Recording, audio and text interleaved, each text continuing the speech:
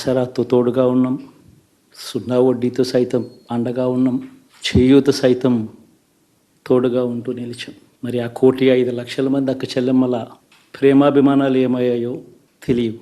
ఓటమిపై post mortem మొదలుపెట్టిన YCP ఇంతటి పరాభవానికి గల కారణాలపై లోతుగా విశ్లేషిస్తోంది. జగన్తో జరిగిన భేటీలో ఓటమిపై వైసీపీ నేతలు భిన్నాభిప్రాయాలు వ్యక్తం చేశారు. సంక్షేమం అందుకున్న లబ్ధిదారుల ఓట్లు కూడా ఎందుకు పడలేదన్న చర్చ వారి మధ్య ఎక్కువగా జరిగింది. దేశంలో ఎక్కడా లేని విధంగా లక్షల కోట్లతో డీబీటీ ద్వారా సంక్షేమం అందించినా ప్రజల మద్దతు లభించకపోవడంపై పార్టీలోనూ క్యాడర్లోనూ విస్తృతంగా చర్చ జరుగుతోంది. ఇక కోట్రీ, వాలంటీర్లు, గ్రామ సచివాలయ వ్యవస్థ, ఈవీఎం ట్యాంపరింగ్ అంటూ రకరకాల కోణాల్లోనూ నేతలు తమ స్వరాలు వినిపిస్తున్నారు. ప్రజలకు మంచి చేశామని గర్వంగా చెప్పుకుంటామని, అయితే కూటమి ప్రజలకు ఇచ్చిన హామీలను నెరవేర్చుకుంటే ప్రజా కోర్టులో నిలదీస్తామంటున్నారు వైసీపీ నేతలు.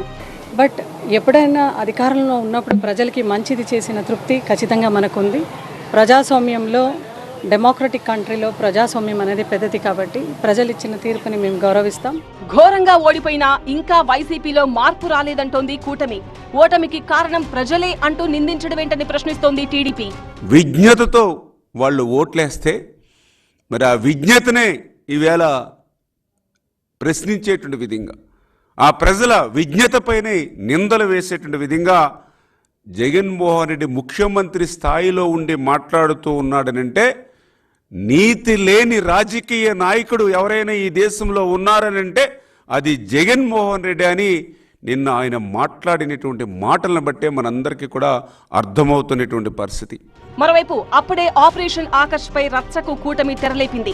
జగన్ తప్ప వైసీపీలో గెలిచిన వాళ్లంతా తమతో టచ్ లో ఉన్నారంటోంది బీజేపీ. పార్టీ నాయకత్వం ఒప్పుకుంటే అరగంటలో బీజేపీకి క్యూ కడతారన్నారు. జగన్మోహన్ రెడ్డి తప్ప అందరూ ఉన్నారు.